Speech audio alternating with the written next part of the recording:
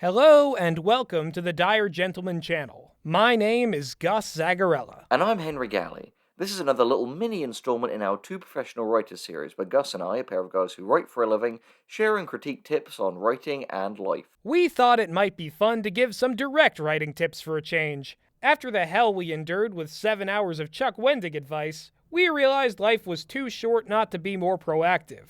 And that goes especially for our lives. We've made a bunch of videos about villains on this channel, so much so that we've had to make a playlist for them to link right here. But today, we thought we'd share our own 2 cents on how you can write your own memorable malefactors. Here are our 25 tips on writing excellent villains. Let us know which was your favorite or least favorite tip and your favorite villain down below. Tip number 25. Not every villain has to be the hero of their own story, but they should always be the main character of their own story. They don't need to believe that their actions will lead to some greater good, just that those actions will benefit them. Tip number 24. Like all characters, villains need to be driven by a strong motivation. Ask yourself, what does your villain want? This can, of course, be different from what they need. Tip number 23. The villain's goal should directly threaten the hero, whether physically, mentally, or emotionally, because if it doesn't, there would be no reason for them to be in conflict with each other.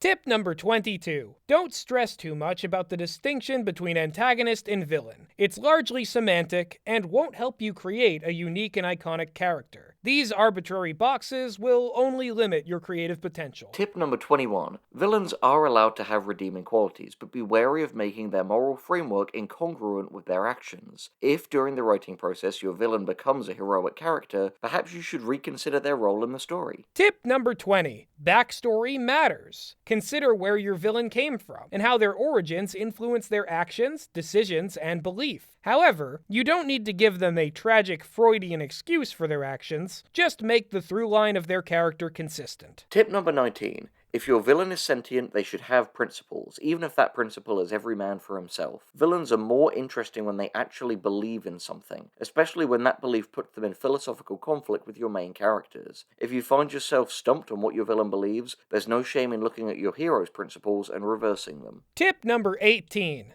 Studying other fictional villains can be rewarding, but we recommend also studying real life for inspiration. Serial killers, dictators, mob bosses, corrupt politicians. Real life is full of people who hurt others to enrich themselves. Study who they are and why they do what they do. Tip number 17. Your villain should always be strong enough to challenge your protagonist in whatever metric is relevant to the story you're telling. Brute strength, money, intelligence, social influence, or anything else. A villain who is easily defeated is rarely as memorable as the one who the hero must struggle to overcome.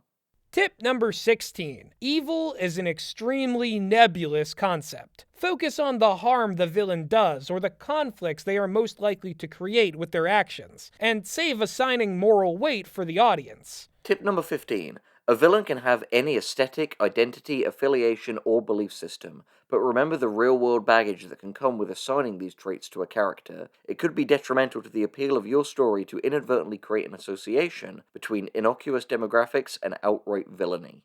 Tip number 14. When in doubt, make your bad guy badder. As we've alluded to before, conflict is the heart of all good stories, so make your villain confrontational. Nothing wrong with having them kick the occasional puppy, metaphorically speaking, sometimes. Tip number 13. It can be compelling to see how a villain behaves outside of committing active villainy. What's their drink order at the bar? How do they treat others in line at the bank? Do they ever watch TV? Fellow YouTuber Savage Books calls this the villain at rest, and it can be a great technique to show us a different side of your bad guy. Tip number 12. By extension, ask yourself if your villain treats all other characters the same way. How do they behave towards their enemies compared to their allies, underlings, superiors, or even totally neutral parties? And do they have friends or family? Sometimes even the most terrifying villains have exceptions. Tip number 11. No matter how powerful and dangerous your villain is, even one moment of vulnerability can go a long way in making them feel complex and nuanced. Do they have doubts, fears? Like your protagonist, give them moments where they're uncertain or hurt.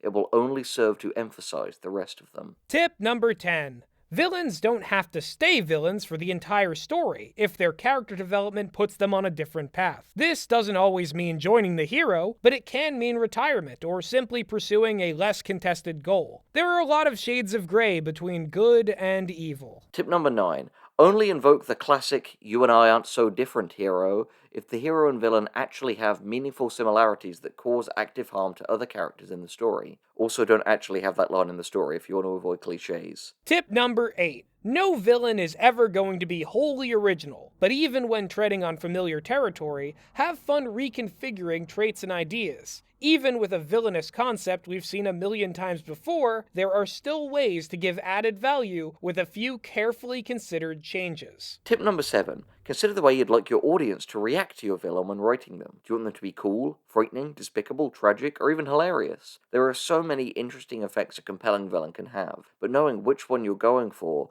will help a great deal in writing them consistently and achieving the desired effect. Tip number 6. Ask yourself what you enjoy in villains, and analyze art that achieves these goals for you. Consider what techniques the creators employed, and see if they work for the villain you're creating. Knowing yourself and your taste in villains is a great step towards making your own. Tip number 5. Actions are louder than words, and unless your intention is comedy, villains going on big, evil monologues are often going to be a lot cornier than you think.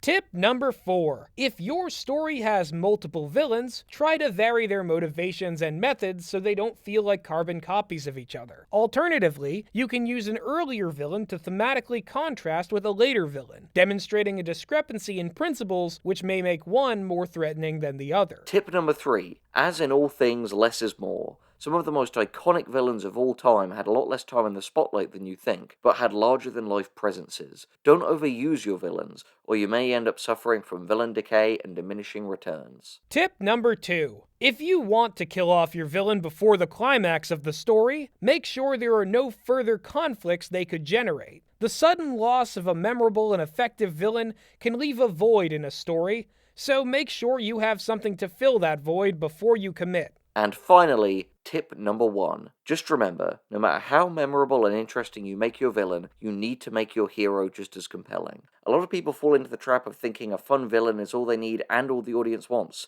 Don't fall into that trap. Be remembered as someone who made holistically great art, not forgettable art with a pretty good villain. And there you have it. Sorry we didn't have 1,001 of these, but we didn't want to belabor the point. But if you think there's anything we missed, don't hesitate to share your own villain writing tips in the comments. Maybe we'll do another one of these later on. And in the meantime, if you like bad guys, definitely go check out that villainous playlist. Thanks for watching, folks. If you're new here, like and subscribe, check out our Patreon, and have a great time making some of your own awesome villains. As always, we'll be seeing you in the near future.